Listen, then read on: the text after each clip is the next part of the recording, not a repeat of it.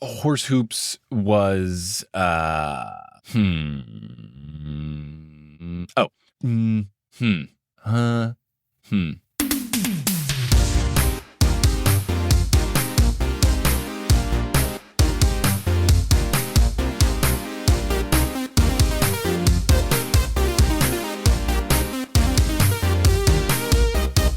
Sup, nerds? It's basketball. Welcome to Horse, a basketball podcast about everything except for the wins and losses. My name is Mike Schubert, and I'm joined by my trusted co-host, the Los Angeles Lakers, offering Dan Hurley 6-year, $70 million contract to be their coach, to him saying, actually, no, thank you. It's Adam Wall. Adam, how's it going?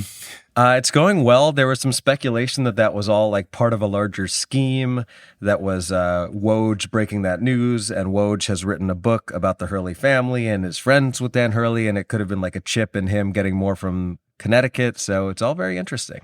Oh, I didn't hear that angle of it. I just thought it was Dan Hurley being smart and that too, and not taking that. It's just.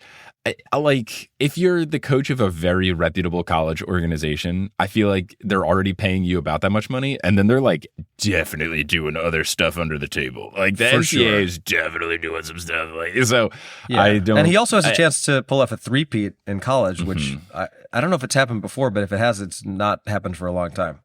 Right, and also. Maybe the guy doesn't want to move to the other side of the country, right? Which I think is always slept on in these decisions. People are like, oh my goodness, why does this person not? It's like, because they live in Connecticut and their kids are in high school. Like, you know, there's always reasons. But yep, we'll see who the Lakers get as the coach now. Potentially JJ Redick. Could be. But let's talk about basketball on this basketball podcast. Let's get ready to talk about basketball in the Teal Memorial locker room, which all the trash cans have little basketball nets over them where you can like throw crumpled up paper cute. Towels and stuff like that. I love that. You know who always makes those shots when they shoot them? You know what? I would say our patrons, and we actually have a new patron to give a shout out to. We do. Shout out to our patrons. Shout out to those who have been enjoying our post-game finals recap video things. We even did one in person after a softball game. But shout out to our newest patron, Melissa Sisson, who wrote, I've listened to the show for a very long time and have listened to every episode. The Patreon exclusive finals discussions finally got me to join, though I've been thinking about it for a while. I was visiting Chicago last year and got the chance to go to a Bulls vs. Celtics game and had to represent by wearing my Subnerds It's Basketball Horse shirt. I was probably more excited about the chance to wear that shirt to an NBA game than I was about the game itself. Anyway, thanks so much for a great show. I really think it's the perfect blend of basketball and humor, and y'all are so relatable. Thank you so much.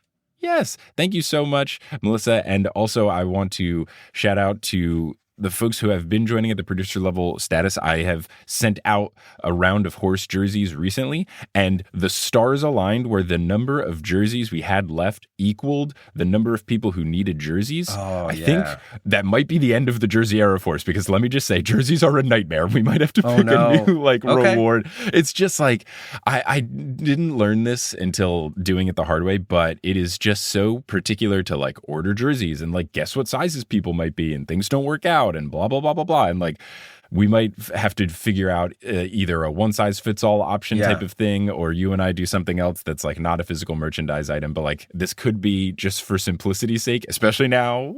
Maybe hats, like snapback hats, because like it's the exact reason that in my stand-up, when I sell merch after, I used to do shirts. I will never do shirts again. You never have the appropriate quantity of sizes and colors, and it's a whole to-do. It's a whole to-do, but thank you to everyone who does support at the producer level patron status, which includes Polly Burge, Kendra Hadley, Salvatore Testa, Siobhan Ellsbury, Don't Go Chasing Taco Falls, Bang, Bang, Roast Beef Debris, Denver Steam Nuggets, Anna Reed, Olympian Steph Curry for 3. Not the newest Olympian, but one of the older Olympians, actually. I think the newest for him in terms of he's never been on the Olympic team, right? Is that true? Well, he didn't go last time because of Zika, right? And him and his wife were having another kid. That could be. Yeah, I didn't remember that. I think that's what happened. Interesting. Was Zika? Was that one, or was Zika previously, and then, or was it Zika and then COVID were the reasons why he missed? I don't know, but I believe 2021 NBA 2021 men's Olympic basketball roster. I'm just happy you have another tab open. Oh no. Let's see. No Steph Curry. Yep. So I think it's his first time. So when there you was go. Newest Olympic. Zika scare? Well, probably the Brazil Olympics, because I feel like that's so the that was thing. 2016, right? I think so. Wow. Okay. Well, yep. New for Steph. High Nice. Trish, Nicole Shepard, Chase Underulo, Haley Zink, Naked Rachel, Sidney Crosby as a vampire, Chelsea's cousin, Ginger Spurs Boy, Balls to the Balls, and RT Party. And these folks are putting good into our world, but you know who's putting good into the whole world? Tab for a Cause, our sponsor. Tab for a Cause, our sponsor. Tab for a Cause is a browser extension that you can put on your browser, and you can help put good into the world just by opening up new tabs. We'll do our tab check here. Adam, how many tabs are you rocking? 18. Okay, I've got 3, and it only would have been 2 if I didn't open that new tab to Google about the Olympic rosters. Well. But if you go to tab4acause.org/horse, you can then get a heart every time you open a new tab, and you can then take those hearts and decide what charities you want Tab for a Cause to support. So it's pretty cool, pretty simple, and the backgrounds you get on the new tabs are pretty sweet. You can add it to a couple of different types of browsers. I know it works on Chrome. I also think it works on Safari. Like there's a couple, it's not just Google Chrome. So check out to see if it works for you by going to tab4acause.org/horse, installing it, and then raising money by just using the internet. What's not to love? Indeed. And now, unless you're listening on Patreon, where you get access to ad-free episodes, you will hear words from a few sponsors who make it feasible for us to do this and not be in the red. But once those ads are complete, we'll get back into this episode of Horse. All right, Adam, we are back. What's up with you and stuff that you're doing? All right, so I don't have a lot to plug, but I do want to give a quick shout out and thank you to all of the patrons I have met recently. So in Texas, I got to meet Ginger Spurs Boy and Artie Party and a few other folks. I'm sorry if I don't specifically remember your names and patron names, but thank you so much for the support and for coming out. And then recently in Connecticut, I got to meet our pal Samantha Marquardt, who came out to my show in Fairfield. So that was very fun. Shout out to all of the folks I've gotten to meet recently. Coming up, I've got a few shows. One of them is going to be in Denver. This is the main one that I'm promoting. It is Thursday, July 18th. It's this really cool studio space where they have this really awesome like performance space set up called Dude, I Don't Know Studios. Cool. You can get all the information at my website and socials and all that sort of stuff. So that's going to be Thursday, July 18th. I'm also going to be headlining in Burlington, Vermont on Sunday, August 11th at the Vermont Comedy Club. And then I will be at Dry Heat Comedy Club in Albuquerque, New Mexico on Thursday. I want to say it is September 25th, whatever the Thursday is of that week. Tickets are not live for that yet, but they will be soon. And as always, I am continuing to work on getting more dates, hoping for some DC/Northern Virginia dates, a Philly date, New Jersey dates, back in Chicago. So I'll keep you all posted on that. What do you have going on? Same stuff. Seattle show July 3rd, and then Vancouver show July 8th, LeakyCon in between, and then Berkeley, California, August 3rd. Yep. And then Nashville and Atlanta at the end of August, the 24th and 25th. So you can get tickets to those at Shubs, schub.es/tour. Only other thing, should we hype up the softball game? Should we tell people to come to our softball playoff game? I guess we could. We've got a I don't think we ever doubleheader have on the before. 26th. I'm concerned that if we have fans, we're going to like jinx it somehow, but we can. I mean, if you're in New York and you want to come out, you can come out.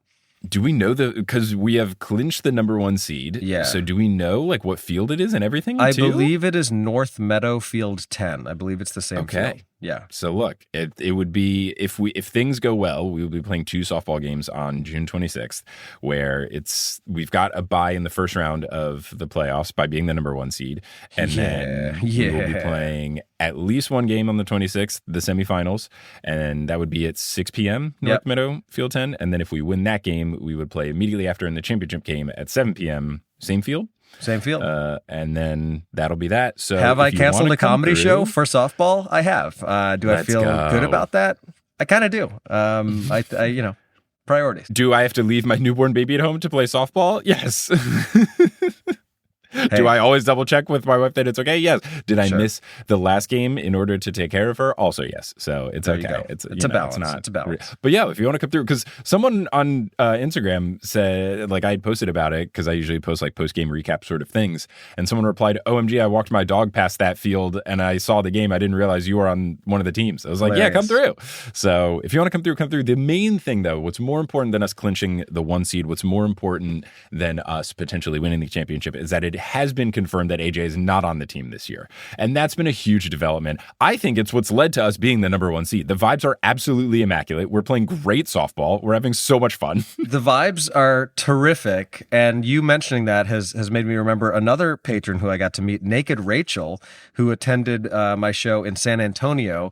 And I got to meet Naked Rachel's partner, who specifically mentioned fuck AJ. And what a treat that was. Let's go. Yeah, that could be the new merch. Fuck AJ hats. Ooh, yeah, that'd be pretty good. So yes, if you want to come and see us and definitely confirmed not see AJ, then come on through on June 26th. It'll be a good time. If he showed up there and like played in a playoff game, I would walk off the field. I almost did last playoffs because he didn't show up to a lot of games, and then he showed up to like the semifinal round, and I was like, I don't want to cause a whole scene, blah, blah, blah. And then we lost that game, and I think it was because he showed up. I got all angry because he yelled at me for something, and then the vibes were just tarnished. If he shows up, I will tell him to go home. I will tell him to leave and not come back. Yeah. Like, I will scream at him. I don't care. I do not care. Well, this season has been going too well. We're not going to ruin it. I've had so much fun. The vibes have truly been terrific.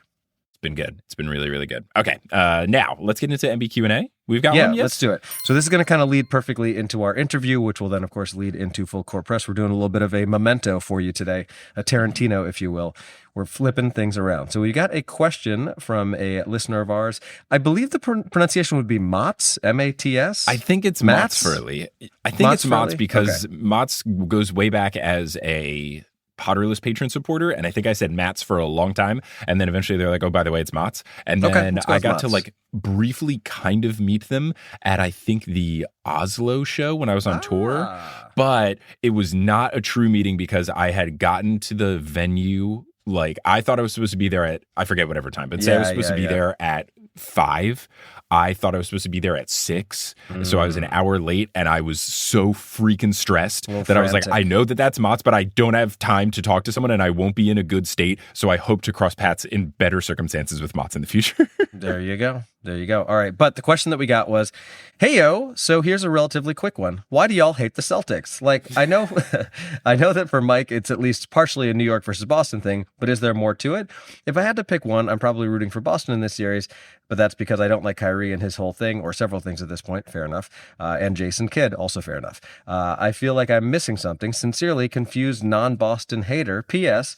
What I'm actually rooting for here, though, is a close series. Let's go Game 7. Well, not looking great for that at the moment, but I think for you, it's probably rooted in like your Knicks fandom, your Yankee fandom, which obviously just like means that you have to hate Boston sports teams and the Boston Red Sox. Baseball reference. For me, it's kind of a thing where like, I don't like Boston sports fans in general. Like, to me, they're kind of in the same category as Philly sports fans. And also they've just like had it too good for too long. Like the last 15 to 20 years of Boston sports have just been this embarrassment of riches where like the Patriots have won a bunch of times, the Celtics have won once and are probably going to win again. The Red Sox, after finally breaking the curse and winning in 2004, have now won, I think, 4 times, including that one in the past 2 decades. The Bruins, I think, have been fairly good. And it's like out of being a hater and out of being kind of bitter. Like, I'm a Chicago sports fan and we suck. Like, collectively, the Blackhawks had a good run like 10 years ago. I'm not a hockey fan. The Cubs, of course, won the World Series, but they've been largely mediocre since then. The Bulls are languishing in mediocrity. The Bears are the Bears. And so it's mostly just that, like, I don't want to see another Boston team win. Like, I don't specifically dislike anyone on the Celtics, actually. I would say that, like, I've always loved Al Horford. I'm a fan of Jaylen Brown. I don't really feel one way or the other about Jason Tatum, but he seems like a cool guy, and I like that he's selling healthy gummy snacks. I don't care. Like, whatever. But yeah, I think when it comes to the finals, I would always like rather see the team that has won less recently, which ironically is the Celtics, but it doesn't feel like it. Yeah, because the Celtics do like to talk about all of their championships that they won when there were 8 teams in the league. Sure. 8 teams. I don't. But also, you're a Yankees fan, and they talk a lot about that. Yeah, but there weren't 8 teams in baseball. And even if you delete the pre-integration Yankees championships, I still think we have the most out of any organization. That's fair. So like, it doesn't. Yes. I get the argument. And so, but that's not one of my reasons. Like of them winning it. I just like wish they were more open about it. Like if they were like, yeah, we won 17 championships, but most of them were when there were 4 teams in the league.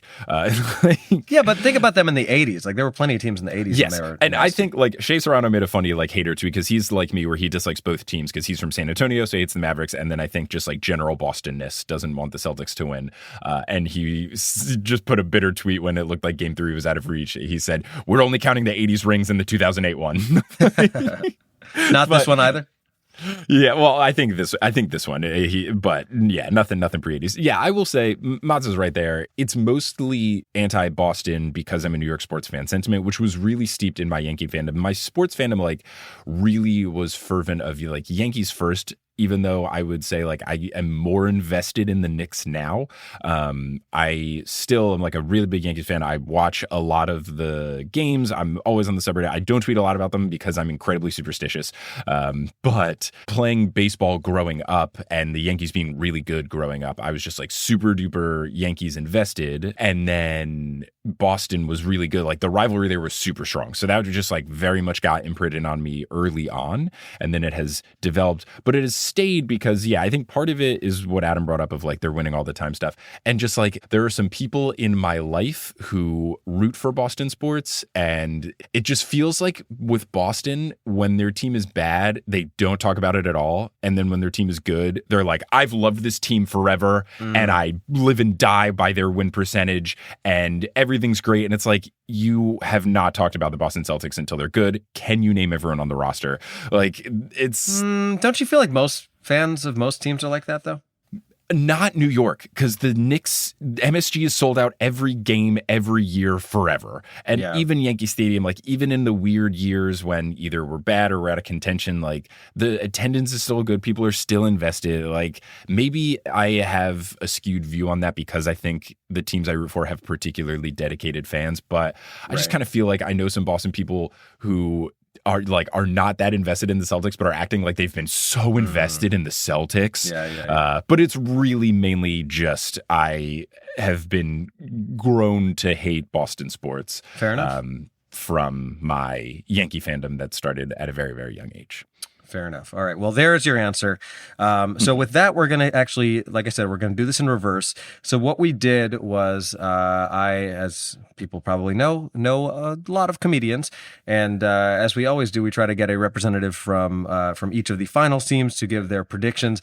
In this case, it kind of lined up weird where our last episode came out like right before the finals began. So what we did was we did an interview. This happened in the past with a couple buddies of mine, Shane Torres, who's a very funny comedian representing the Dallas Mavericks fandom, and Tawanda Gona representing the Boston Celtics side. So what you're going to hear right now is them predicting how the series is going to go. Then we're going to jump into full court press, get it like the news. We're going to talk a little bit about how the finals have gone thus far.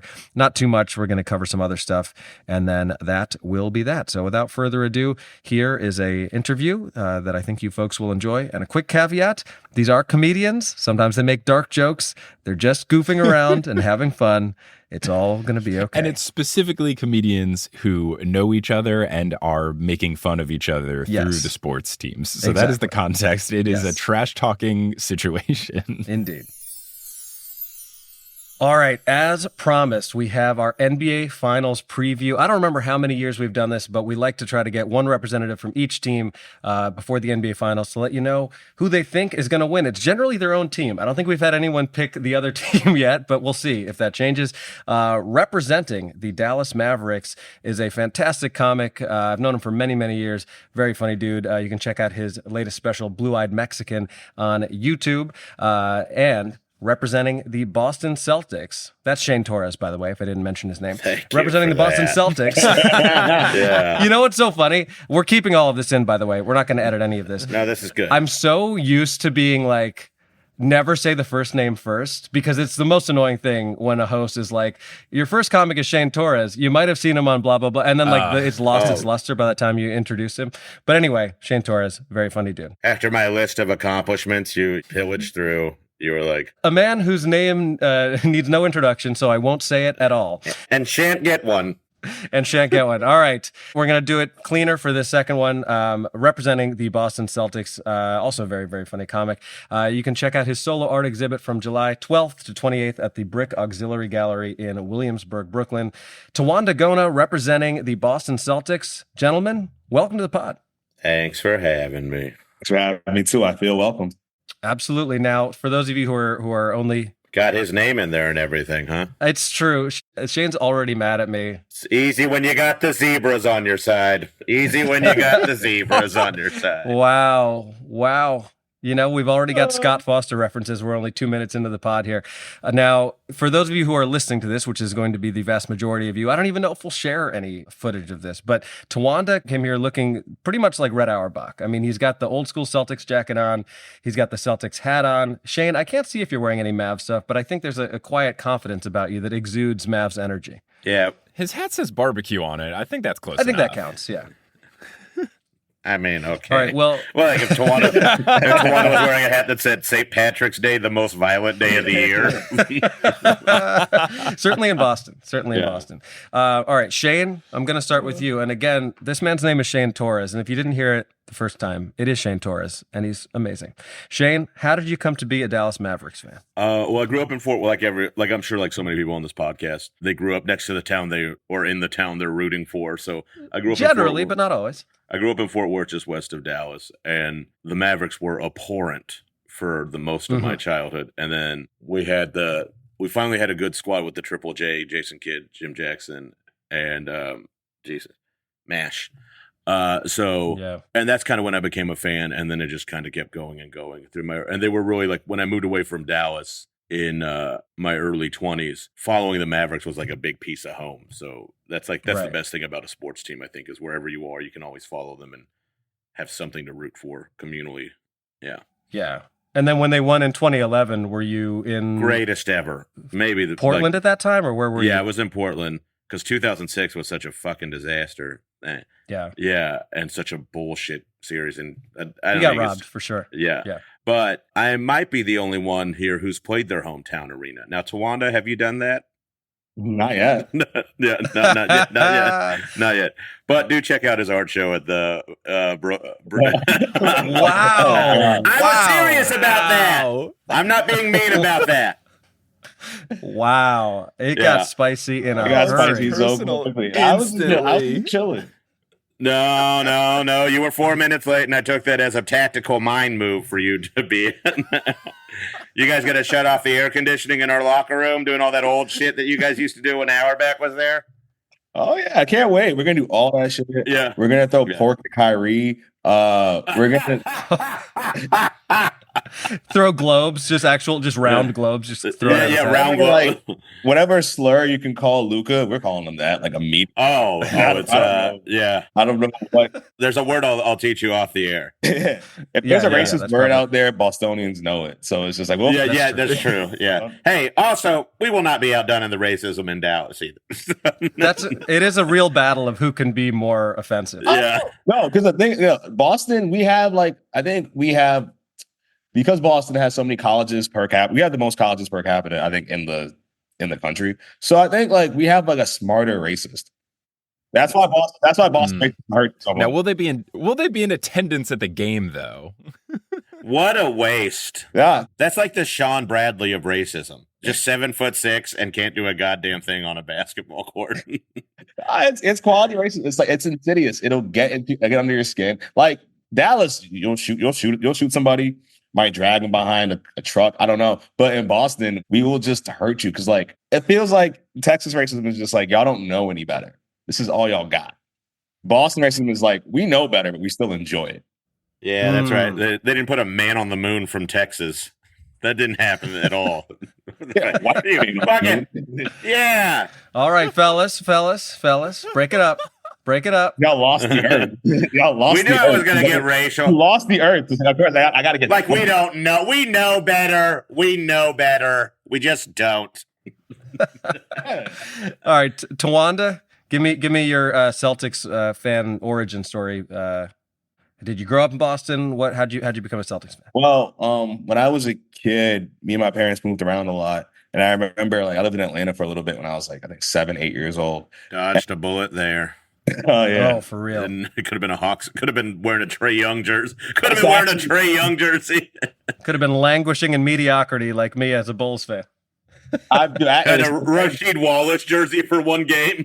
Oh, yeah, I couldn't wear it. I couldn't wear it. Like, well, no, the jersey I actually wanted was what's his name? Mookie Blaylock. I wanted that jersey. Oh, bad. That's Top 10 NBA name of all original time. name. Original name of Pearl Jam. Is that actually true? Yeah, you know that? No, that's amazing. They're called No. Mookie Blaylock. No, they wanted to be called Mookie Blaylock, and then he was like, "I'll fucking sue your ass." Yeah. Man, he could have been getting some nice royalties. He should have let him use it. Yeah, awesome name though. Awesome jersey. Awesome name. Awesome name. Cool name. Like, cool jersey. I think he had like a really bad DUI though, so it's just like that's what kind of. Sure. I think he killed somebody. That's what we can't have nice things. So you moved around a lot. You dodged the bullet of being a Hawks fan. Yeah, dodged the bullet of being a Hawks fan, but I remember I was at a Hawks game, preseason game against the Celtics, and I saw the Hawks mascot pull a Celtics bench player onto like the center of the arena of the court, and there he just put a prank on him where he blindfolded him, and they're like, "All right, we're gonna do this magic trick." And he blindfolded him, and he gave him a huge foam finger, and he's like, "All right, just do this." And he was doing it by himself with his eyes closed, and then he just walked away, and the whole arena just laughed at him, and I was just like, I relate to this for some reason. He got a Celtics player to participate in this bit? Yeah, exactly. And I was like, why'd you? It is a different time. You were young though, right? Yeah.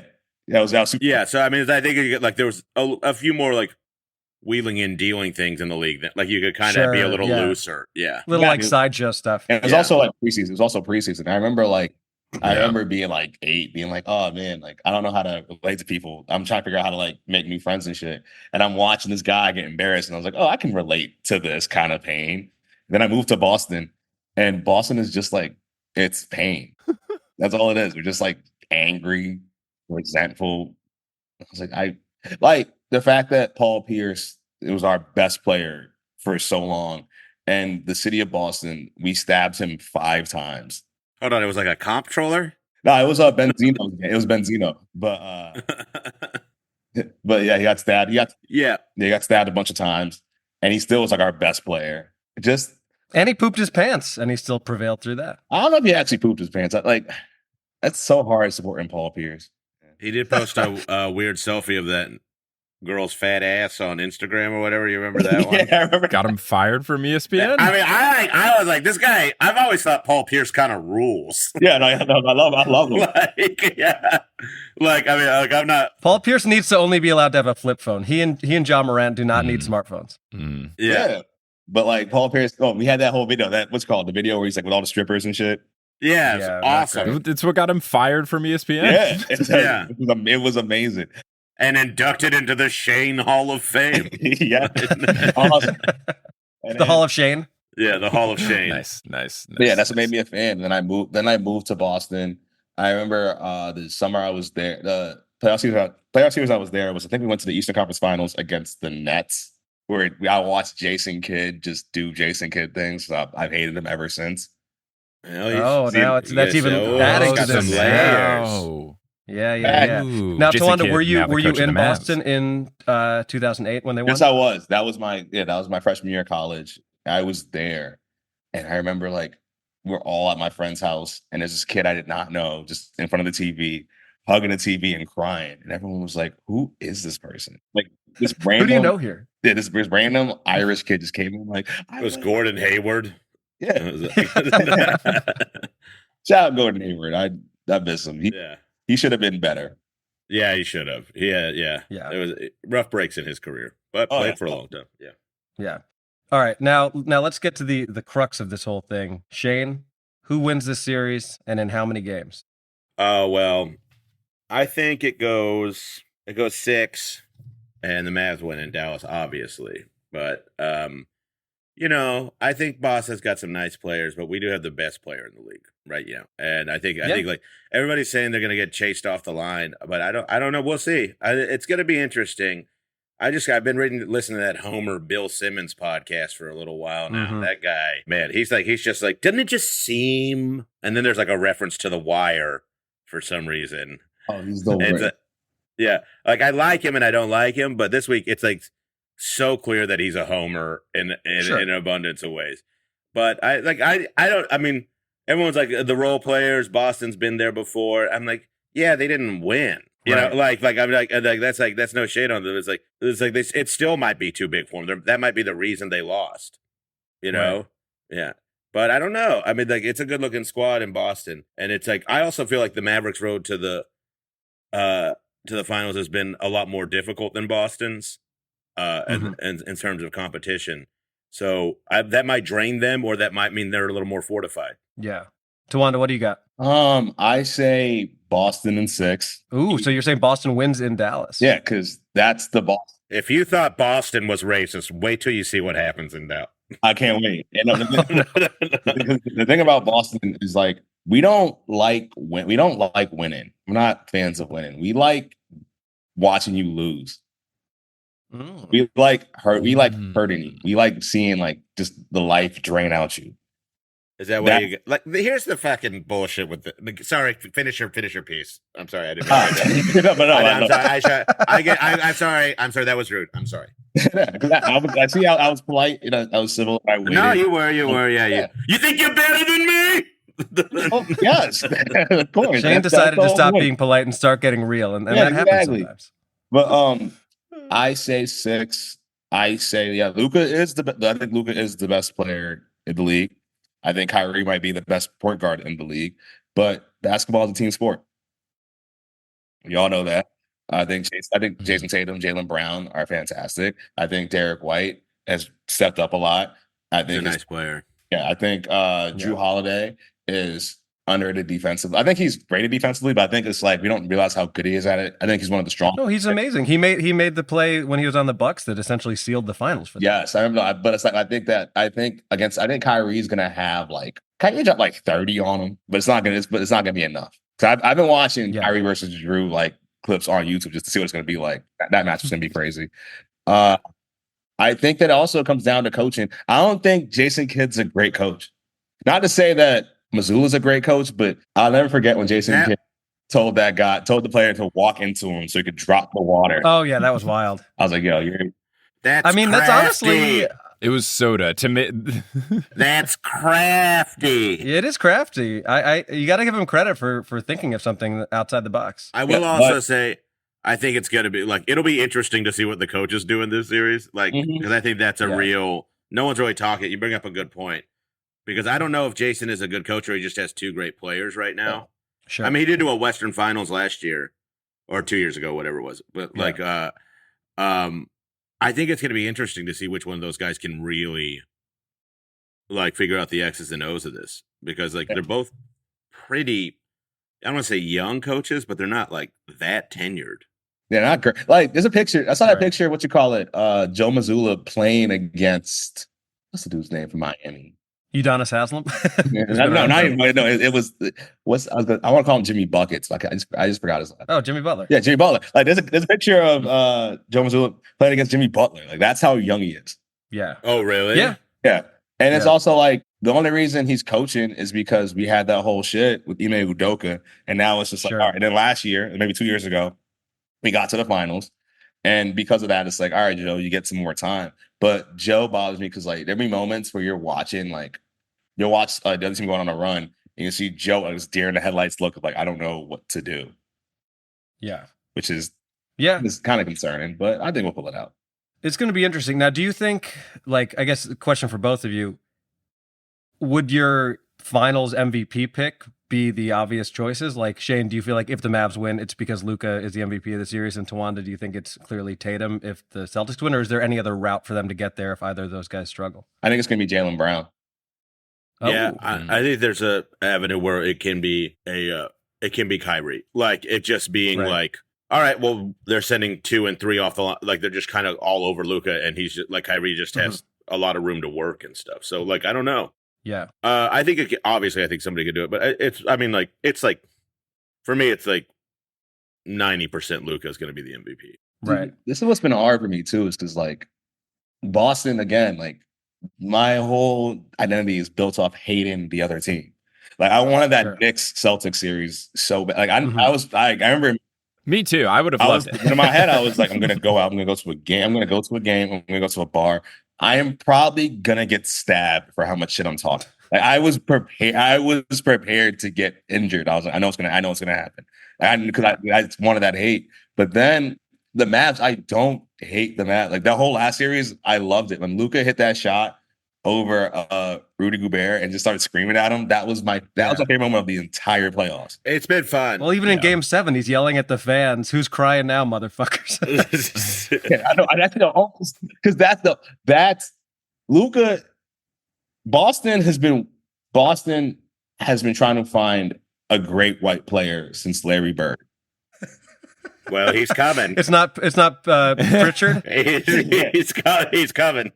And yeah, Pritchard's Just in the wrong uniform. Yeah, Pritchard's too small. But like, even that's why Gordon Hayward failed. He was the wrong kind of white guy. Yeah, you need the anger. Like an actual tough white guy. Yeah, actual. Because that's what Larry Bird, he was talking smack. He was really good. Yeah. He was not afraid to, drop 30 on you and then repave his driveway the He next felt morning. disrespected by white. Like he hated other white players. Larry Bird has hated white players his entire career. Yeah, well, Larry Bird never had a wide opener. Did you know that? Like, he never. He said, "Hey, don't do free throws, no crowd work, no wide openers." That's in the rider. Yeah, exactly. Yeah. All right, now he got a go little ahead, softer when Mike. McHale came around and Danny Ainge. That's true. I remember what was it, early 2000s when it was like there was like a crisis. Like I remember it was a big.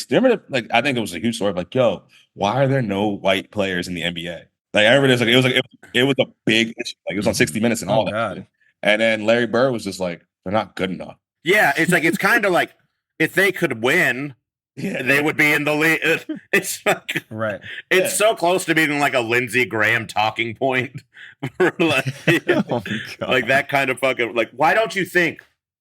Yeah. Right. That's why I think even the Celtics we try to get with Gordon Hayward, but Gordon Hayward's not that kind of guy. He's just like a quiet Republican, which you can't trust that.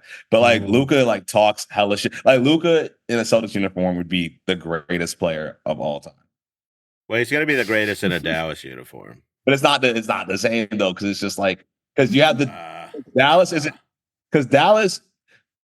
Y'all's last ring, which again, I was rooting for y'all in that because it was Dirk. Well, everybody's rooting for Dallas other than Miami Heat fans. And then it was like I remember Dirk got sick, and then LeBron and then were like making fun of him. I was like I still hold it against LeBron, and I love LeBron. And Dirk was so classy. He was just so classy about it. It's just like y'all, and that team was like y'all built that for years and years and years, and it was like team energy. It wasn't just like getting two random stars together or whatever the fuck. And now it's just like, so that was so great. And now I feel like the Celtics, we kind of have that same energy of like this is a team that we built over the past since like 2016. Oh, interesting. Yeah. Okay. I can see. Yeah. The point you're making there. When people say like, we had an easy road to the finals. Well, this season, yeah, kind of, because there's a lot of injuries around. But it's just like our road to the finals has been going on since 2016, 2017. Yeah. Yeah. That makes sense. Go ahead, Mike. I was just going to say, we've talked about the basketball aspect of it, but a lot of our listeners might not have a team to root for. So I would love each of you to explain just from like either a fandom perspective or a what this would mean to the city perspective. Like, why should people root for your teams for the non-on-court basketball reasons? Oh, it's Tawanda. Do you want to go first? Yeah, you got something. You're smiling like you got something. I got nothing. No, I'm laughing because I got nothing. Because I just went on about how Boston's like this awful, hateful, racist. Yeah, I'll throw a little more wood on Tawanda's fire. Have you seen what these people are like when they win? It's disgusting. Yeah. Boston fans, like they were fucking miserable for so long. So like since the last Celtics championship. And then Tom Brady comes around. They forget for a moment that I'm not done. Yes, I gave you the first. Don't fucking interrupt. Such bullshit. These fucking animals that just get drunk all the time, playing scratch offs and shit. They're trash people. You don't want that. And like, what's going to be the world's most international game? Do you want that being our world champions? a bunch of guys in fucking Red Sox shirts and wife beaters just hanging out on porches, drinking natty lights all day. It's gross. It's people have some regality. Texas, we killed Kennedy. We killed their favorite guy. Oh my God.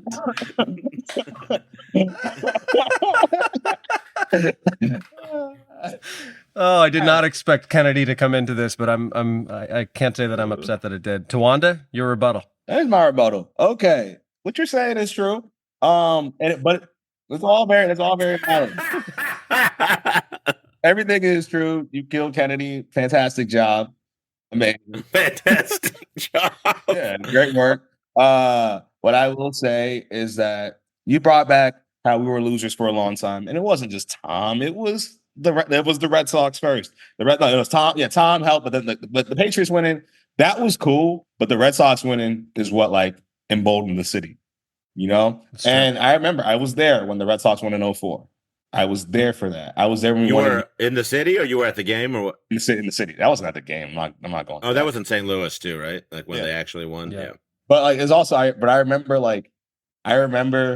the year, I think it was the year before or whatever, we won a playoff game and there was rioting in the city. And then I think Riot Police came out. They shot a pepper ball in that, like one of those pepper spray guns. They shot killed someone. Hit some girl in the eye. And she died. And it was like, oh shit, we gotta calm down. And it's bad. After we won, this is what happened. After we won, Fenway went from, I went to college, I went to high school right around Fenway. And around there, at first, it was seedy as shit. We had like a Burger King, a porno store, a gay bar, and a pool. That was all that was around Fenway. And an open mic randomly. Yeah. And then the Red Sox won. And as the Red Sox won and kept winning, the city got better.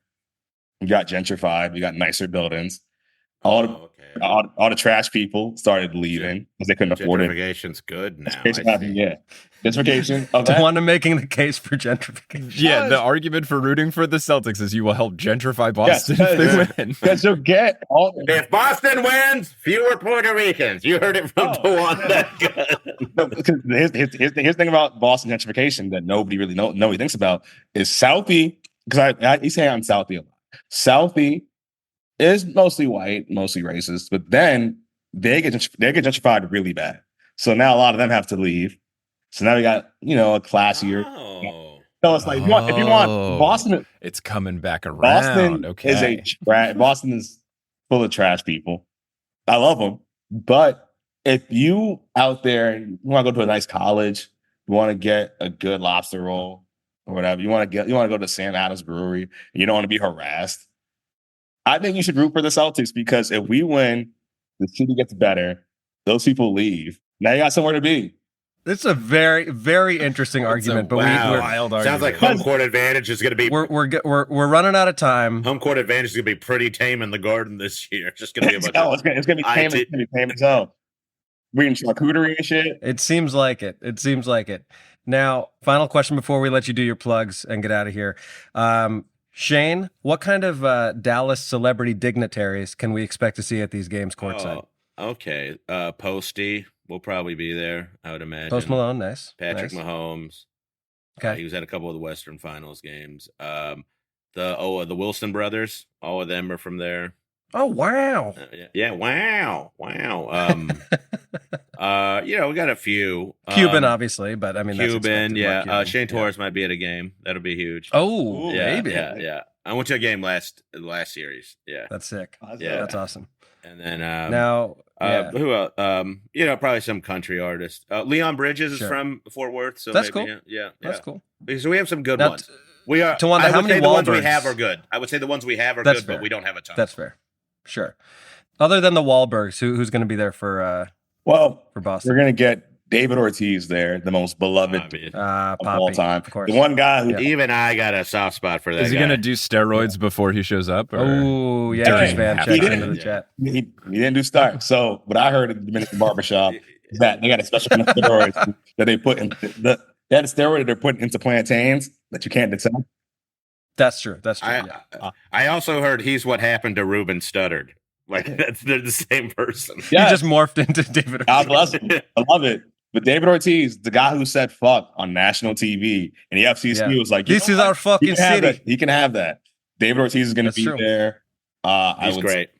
Ben Affleck is going to be there, but he's from Cambridge, and Cambridge Naturally. don't count as Boston. Cambridge is not Boston. Cambridge, like Ben Affleck talks like he's the boss representative. He's from fucking Cambridge. He's from over the bridge. That's not Boston. Wow. Can I ask a question Wow. about that real quick? Yeah. Why do you guys all suck? Just marketing, bro. I really don't know anything about why. Is it just like the burbs or something? No, it's not the burbs. Cambridge is its own city. But Okay. it's like it's vibrant. It has Patrick Ewing is from Cambridge. You know what I'm saying? Like Cambridge is it's a big important. It's a great city.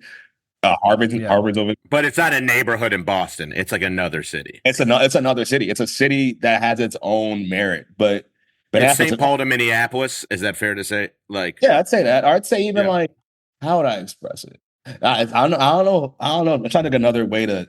It's just Ben Affleck's like, oh, I'm a big Boston guy. I love Boston, but it's like, bro, you're from Cambridge.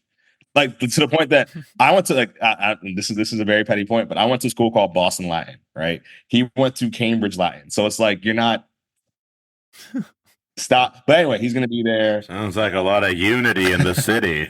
Oh yeah, everyone's really coming together. And in the city of Boston, yes. But like Yeah. you're gonna have people fucking this is gonna be super local if anyone knows Boston. You got people from fucking Swampscott, like fucking that dude, what's his name? I definitely don't know what that is. What a horrible place. Really scraping the bottom of the barrel here, Tawanda. Nah, it's the guy from Barstool Sports is from Swampscott. He's gonna That negative points. That's negative points for the Celtics. He might him plus Bill Simmons might counteract any positive good that any other celebrity brings to the table. That's tough. yeah, it's gonna Not even Donnie Wahlberg can. It's gonna suck for that. maybe hopefully Bobby Brown is there. I'd appreciate that. Like new additions. Oh, you're not getting Bobby Brown on the camera. And certainly not Millie Bobby Brown. that's not gonna happen. Gucci, Yeah, that's like I would appreciate it too from a sentimental, but I don't think and Bobby Brown is here moving the camera right now. You just, you just hear Doris Burke scoff. Oh my god! Roll her eyes. Gucci Mane might be there. All right, fellas. Well, listen, this good. has been exactly as spicy as I thought it would be. Tawanda, I'm going to get your closing thoughts and any plugs you want to throw in here. My closing thoughts are: I'm really just happy that LeBron and Steph aren't in the finals. Fair. I'm really happy that this is like a young final. I'm happy that like we're gonna like right now we are like this even like the Eastern Conference, Western Conference Finals. We're all like, yo, we have these new stars, like these people that we can all look to. This is fantastic. I'm really proud of the team. I'm happy for the Dallas Mavericks. I'm sorry that it's gonna be painful when y'all lose, but y'all had the Cowboys. I know what loss is like. Wow. Yeah, y'all don't win. Y'all don't win shit. Y'all haven't won. We just won the World Series last season, dumbass. I will just like to clarify that the Celtics. Who cares about baseball? Who cares? Okay, win one more. The Mavs have won more recently than the Celtics. Dallas, let's just say that. And the Celtics and the Mavericks have won the same amount of championships in the past 40 years. What Dallas team won the World Series? The Rangers, literally last year. I don't give a fuck. I don't care. That rejuvenated the city in 2004. Baseball's awesome. David Ortiz, first. Yeah, then that happened. Then we won again, then again, and again. So it's like it became like a thing. This is a thing we do. Yeah, no, it's All not. right. You guys had a little hot streak. Is it my turn? It's Yes. unless Tawanda's got any plugs, where can people follow you? Oh yeah. All right. You could follow me on my Instagram. It's just the Tawanda Gona. I don't like having the in there, but like the other Tawanda Gona is just like an African child, and he might be dead, but I can't Oh my God. get the name. And then Tawanda itself is just a mean old lady that I can't talk to. So I am the Tawanda Gona on Instagram. It's a There you go. unisex All right. name. Yeah. So it seems to be. All right. Shane? It's your okay. So I'm saying why the Mavericks? Just any parting thoughts and any plugs. okay. Also say why. Okay, yeah, I and got you it. didn't really get to speak your piece about why the Mavs. All you did was use I your do time want to people to diss the see Celtics. Tawanda's So. art show, and I meant that sincerely. That was not a dig. Of course. I mean, I honestly think whatever people are saying, it's going to be a close series. I don't think it's going to like. There's going to be people are going to land punches. I would be surprised if it feels like somebody's going to win the whole time after the first game. Yeah. I'd be very surprised. I think I think Dallas has got it because I just think I think they can snake one in Boston, and I think Luka and Kyrie will each have a game where they go off and just kind of win a game, and then they can just win one at home. So that's what I think. But I also think, that being said, Boston could probably do those exact same things. They have the exact same kind of players that can do those kind of things. But I just fucking do not want Boston to win. Like, I know they're like, we like seeing other people lose. Same thing. I like seeing Boston lose. Yeah, that's the problem. Yeah. People love it because the people there are trash. By the way, I got shows there coming up. Let me plug them real quick. I'll be forget everything I said and come see me. I will be in where is this fucking, what is this place? Swamp Arts at the Armory. Arts at the Armory. Is that that's Somerville? I think. That's awesome. Yeah. That's cool. Yeah. So I'll come back. It would have been really funny if your shows were in Cambridge. Yeah. Cambridge, Swampscott. Arts at the Armory is I think it is in Cambridge. I will say that's very funny. This is I found this is one of the cool things about Boston.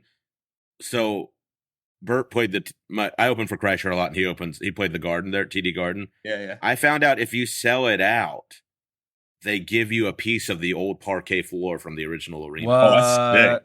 Yeah. So like, I think that's like maybe one of the only nice things Boston has ever done. That's pretty cool.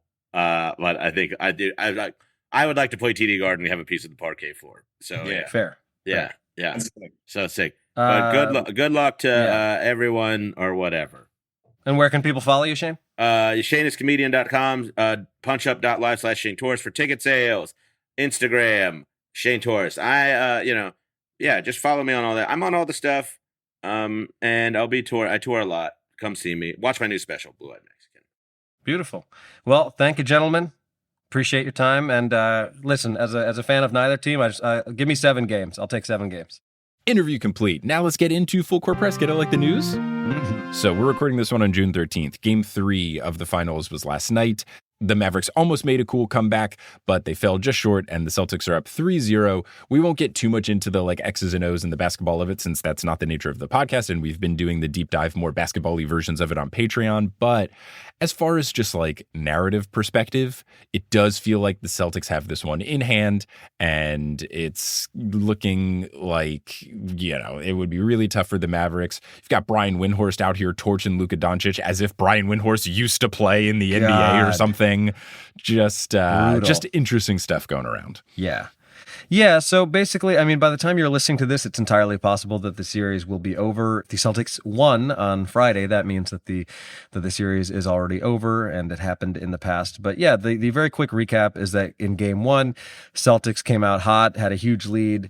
They were up by 29 at one point. The Mavs got all the way back within 7, ultimately lost Game 2. The Celtics pretty much had it in hand the whole time. Game 3, the Mavs are back in Dallas. They come out hot.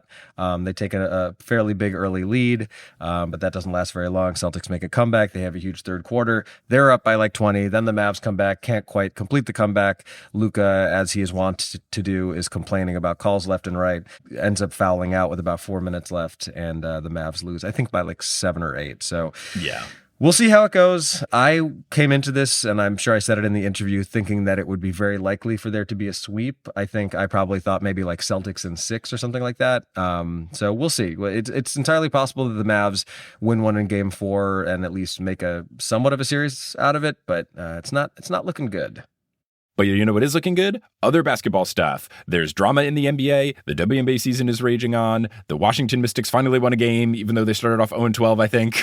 Yeah. Well, I guess this is a good segue into saying that Deb Mamawala finally got her wish. She got to see a WNBA game. It was the Liberty versus the Washington Mystics, and the Mystics actually made a very good game out of it. It was a close game. They said, "How dare you, league? We won't lose 12. You can't. But you beat us. Fool me once, sure. Fool me 12 times in a row. Okay, fine. We still lost. But 13, no, sir." No, sir.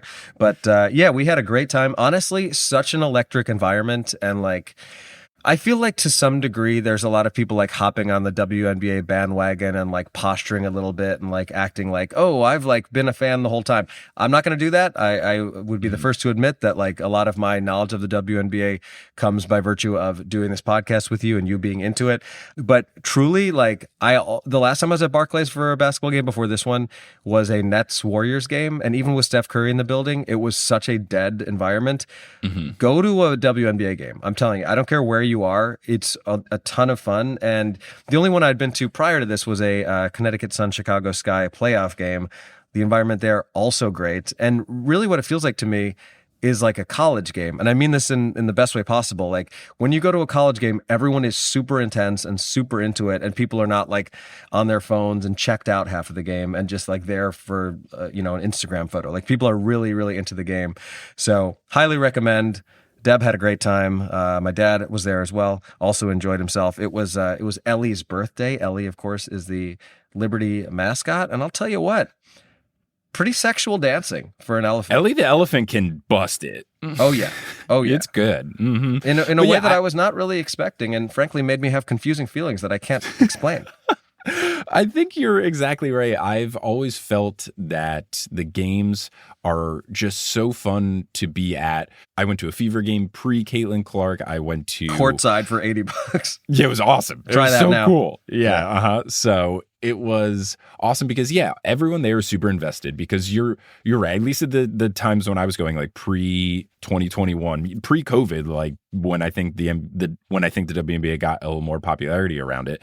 Anyone there was super invested, and it was cool just to see people really passionate about the team. And honestly, the kids there having the most fun. Every child at the games that I went to was having the most fun, and it just also felt like every like in arena hype team was doing such a good job. Like all the things were just to give people free things. The sponsorship was minimal. It wasn't like, oh, here's trivia brought to you by Chase Ultimate Rewards Travel, and then be like, airplanes. How many seats are usually in the row? Sure. Oh, 6. Wow, you've won a $400 gift card voucher. Like, no, it was just like, hey, do you want a Storm shirt? Yeah. Who's your favorite player? Sue Bird. Okay, great. Here's a shirt. Yeah. Like, it was so high. You know what's wild is that it doesn't appear that the Liberty are sponsored by Liberty Mutual, which feels like such a layup of a sponsorship. Yeah. Pun intended.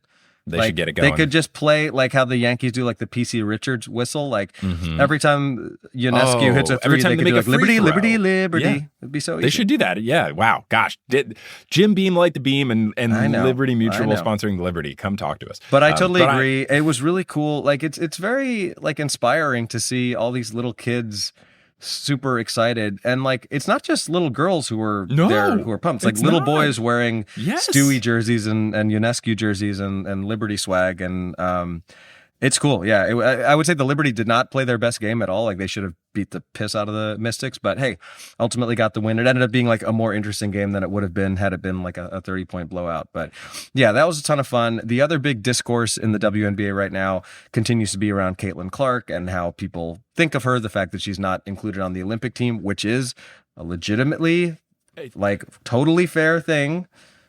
I don't know that she is one of the 12 people who deserve to be on that team. You look at the roster and it's like, who is she replacing? And the answer is no one. Like, it's just not going to happen in this rookie year, especially her coming off of playing a full college season, getting right into the WNBA season. Like, it's just not going to be feasible. Like, if you look at the Olympic roster, you're not going to replace anyone with her. Asia Wilson, no. Alyssa Thomas, no. Breonna Stewart, no. Brittany Griner, no. Chelsea Gray, no. Taurasi, no. Jackie Young, no. Jewel Lloyd, no. Kalia Copper, no. Kelsey Plum, no. Nafisa Collier, no. And Sabrina Ionescu, no. The only person you could say that she is like potentially currently better at basketball at least given WNBA performance, is Diana Taurasi. And you're not kicking Diana Taurasi off the national team. No, it's her 5th time being on the team. It's like she's the LeBron of... Right. It's like it would be like leaving Bird Magic off of the Dream Team, except Bird Magic being better at the time. Like Bird Magic were on the Dream Team very much for legacy points, and they weren't like that good. Like they were good enough to kind of be there, but like Isaiah Thomas was better than both of them. But Diana Taurasi and Caitlin Clark like almost have identical stats this season. Diana Taurasi is playing quite well, and with the legacy pick, you're just not going to have her on the team, and that's fine. And I think what's interesting with all the discourse for all the Caitlin Clark stuff, because there was the technical foul against her. And then there's like the comments before she joined the league. All this stuff, all the Caitlin Clark discourse, I feel like doesn't involve Caitlin Clark. Like, she has not said anything incendiary. Yeah. She has not talked any sort of trash. Anything she said has been very respectful of like all the other people currently in the league and all the women who came before her. Like, she has been nothing but humble and focused on playing ball. And I feel like everyone else is like talking on her behalf. It's wild.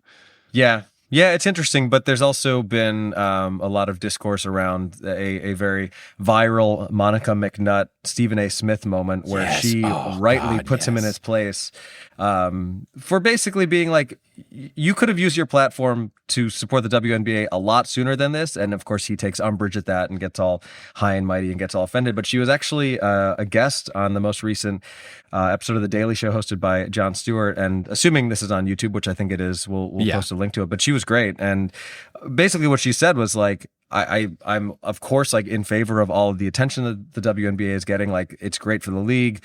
It's great for the sport of basketball, period.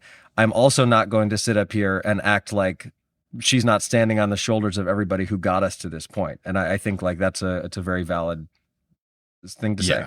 And Monica is incredible. And thankfully, John gave her the credit that she does deserve, which is that she's very good at her job, which she is. Incredibly good at her job. So Monica played college ball and then got her degree in journalism and then just pursued journalism and broadcasting. She never played in the WNBA to my knowledge, but she has been one of the reporters and commentators and broadcasters for the Knicks this season, at least. I think she did a little bit of stuff earlier, but like this season, especially as Clyde Frazier sits out more as he kind of like eases into retirement, which will crush me. She has been retiring and conspiring. Gosh, as long as he just announces when his last season is, so I watch every single game. Like, sure. I just need that. He can't pull a John Sterling on me where it's just like, all right, bye. But Monica, me and our mutual friend Josh Pacifico, we talked a lot this season about like she should just replace Clyde whenever he retires. Like, she's great on the broadcast. She did some of her first color commentary stuff with Mike Breen this season, and they were fantastic. They had great chemistry. Yeah. She's really knowledgeable. I think she did some either Knicks or national like radio broadcast for the Knicks playoff run at least, and she's really good. She did, and there's an amazing clip of her on that wild DiVincenzo missed three, and then he shoots the three sequence. There's an incredible clip of her like observing it all happening, like sitting there silently waiting for the correct moment to jump in. It's really cool. I'll try to find the clip. I think you've seen it. I have, and she's fantastic. So for her to get some more notoriety by absolutely torching Stephen A. Smith, I think is good, and she deserves it. I wish nothing but the best for her because she's good at her job and she knows ball and she's respectful. And it was very funny with that clip because we'll obviously put a link to the Stephen A. Smith thing, but Stephen A. Smith like took it in the worst possible way where he acted like he has been this champion of women's sports. She called him out for it, and then he got all offended and did the thing that someone does when they are upset, but they have no grounds for it, where they just like get mad at the person for getting mad at them and then don't have anything to back it up. They're like, you're really going to say this about me? I'm so upset. This is so disappointing. You're really going to say this about me? It's like, yes, Stephen A., because it's true. And then she did try to bring up the point of like, it's not easy to be a woman in sports, and this is what happens. Like, people talk about it, or even just being a woman in the world. And then Stephen A. goes, and what about being a black man? And Monica McNutt, for context, is a black woman. So you can kind of see her and Shannon Sharpe at the same time with their faces almost go, like, you can see Shannon almost go, she's black, Stephen. Yeah, it would have been like if she were a white woman saying like, it's very hard to be a woman. And he was like, well, try being a black man. Okay, right. I get where you're coming from. Yeah, she is a black woman. What is he talking about? I think it was a delivery mistake on Stephen A. Smith. Like, if he said it in a slightly different tone, it could have been, I can sympathize with what you have gone through as a woman because I have gone through similar things as a black man. But it did kind of sound like he was saying, well, being a black man is tougher than what you're going through. It's like, actually, I don't know that it is, Stephen, but you could give the positive read to what Stephen A. was doing, but it just came off really poorly, and they had to cut the segment short. But I appreciate Monica for standing up and speaking out and doing it in a really respectful way. Like, she's not doing it in like a looking for clicks sort of way. Like, it's coming from a place of genuine love for the game and understanding of how we've gotten here. And I think she's going to have a great career ahead of her. She is good at her job and knows her stuff. Yeah. Totally. I guess the final way to end, unfortunately, last week we did a rest in peace to Bill Walton. This week we have to do a rest in peace to the logo himself, Jerry West, Lakers legend. He was also in like ownership and management for a long time. What was his official job? I don't know with the Lakers, but he eventually went over and started doing stuff for the Clippers because the Lakers just really treated him poorly. Like he ended up having and the Memphis Grizzlies, I think, too. I could be making that up, but I think that was pre-Clippers. Yeah. Okay. So he ended up staying around in the sport, doing some stuff. He did stuff with the Warriors as well. Like he was crucial in forming the Warriors that became the dynasty that they were. So he's had his imprint a lot on the game, aside from being the person who is the literal logo of the league. So he's an absolute legend. It is a weird, complicated thing because the Lakers are going to praise him like they've loved him forever, and the organization has been weird to him. It seems like he has a bad relationship with the Buss family who owns the Lakers. He's had quotes saying that, like, looking back, he wished he had success with different teams. Like, it would have been nicer. And I don't think he was particularly happy with how he was depicted in Winning Time, from what I heard. Right. And that's like a whole separate thing. But like, I just know that the relationship with him and the Lakers was soured. Yeah. So I would just hope that he, and I think he will, I would hope the NBA kind of gives him a similar treatment that they did to Bill Russell, where it's just like, we understand what this man did for the sport and the league. So let's respect him. I mean, he's an all-time great player, seems like a nice guy, but also can still throw some spice. Like he threw spice at JJ Redick after JJ did the whole, like, oh, they played against plumbers and firemen back in the day thing. So he was a good dude and stuck with it for a while and was good at his job when he was a player and good at his job when he was in front offices. So he will be missed. He's a legend. But they said that he died peacefully with his wife by his side at age 86. So, like, you know, not could have been worse for sure. I also saw a very I mean, I guess this would be dark comedy, but a tweet that suggested that he died so as to avoid having to watch the Celtics win a championship, which would be the most Lakers thing ever. Yeah. But as folks might recall from a few years ago, Jerry West was extremely close with Kobe Bryant. Like, thought of him as an unofficial son, as it were. So I'm not a religious guy. I don't know what happens when you're not around anymore. But if there is a place that people go, I hope he's chopping it up with Kobe right now. Yeah. So wishing nothing but the best for his whole family and anyone that knew him, obviously. And then I guess just to end it on a more horse particular note that's similarly related, we'll have to see what's up with the Lakers coaching thing. We alluded to it in the very introduction, but now it seems like they will either be hiring local podcaster JJ Redick or James Borrego, who used to coach the Charlotte Hornets, I know is in the mix. It's just it's a weird circus of stuff going on, and it just feels like it's been handled quite strangely, and we will just have to see who ends up taking that coaching job, because Dan Hurley of UConn has turned it down, and he seemed like their sort of number one pick. So I don't know. We'll have to see. Yep. Well, that will conclude this episode of Horse, this strange, backwards, sort of full court press later version. But thank you all so much for listening. And let's see what happens with the finals, and whatever happens, we've got the WNBA going on. Hooray, basketball. And then we've got the Olympics. Hooray, basketball. Thanks so much for listening to this episode of Horse. Horse is hosted by Adam Amawala and Mike Schubert. Our editor is Kensei Suramaki. The music is by Bettina Kampamanis. The art is by Allison Wakeman. The website is by Kelly Schubert. And the social media is by both of the Horse Boys. Thank you to our producer-level patrons, Polly Burge, Kendra Hadley, Salvatore Testa, Siobhan Ellsbury, Don't Go Chasing Taco Falls, Bang, Bang, Roast Beef Debris, Denver Steam Nuggets, Anna Reed, Olympian Steph Curry for 3. Bang, bang, ba bang, bang, bang, bang, bang, bang, ba bang, bang, bang, bang, bang, bang, bang, bang. Nicely done. Hi, Trish, Nicole Shepard, Chase Underulu, Haley Zink, Naked Rachel, Sidney Crosby as a vampire, Chelsea's cousin Ginger, Spurs boy, Balls to the Walls, and Artie Party. You can follow us on Instagram and Facebook at Horse Hoops and on Twitter at Horse_Hoops, because Horse Hoops was run by the evil spirit that was making the Washington Mystics lose every single game. And then once they finally won a game, they were vanquished. And the account got suspended as well. Huh. All right. That'll happen sometimes. Look, Mystics, Magic got involved, funnily enough. Not the Orlando Magic, just Magic. No, they're just different. Yeah. And not Magic Johnson either. Yes. You can go to our website, horsehoops.com, for links to much of the stuff we talked about today, including some highlights from the finals, the Monica McNutt interview on The Daily Show, and much, much more. And if you want to support the Horse Boys and get access to things like these NBA Finals game video recap things that we did, you can go to patreon.com/horsehoops. That's also where you can get cool merchandise like the horse stickers. And you can also go to horsehoops.com/merch to get the Sup Nerds shirt that was alluded to earlier in this episode, as well as digital merchandise. But we'll conclude this episode as we always do by saying something on the count of three. I feel like we gotta, or is this going to be the last episode before our softball run? I feel like we gotta try to put some good, we gotta put some good vibes into the world for us. So our team is called the Dog Pound. Should we just say Dog Pound on three? Sure. Cool. Dog Pound on three. 1, 2, 3. Dog Pound. Let's get it done, baby. We're the best team as long as we play like it. Yep. We should be winning these games. I hope so, because we've won, I think, 3 championships since I have joined the team, and I've not been at any of the championship games, and the one that I was at, we lost. So, come on. Let's get it. Let's get it. We got this.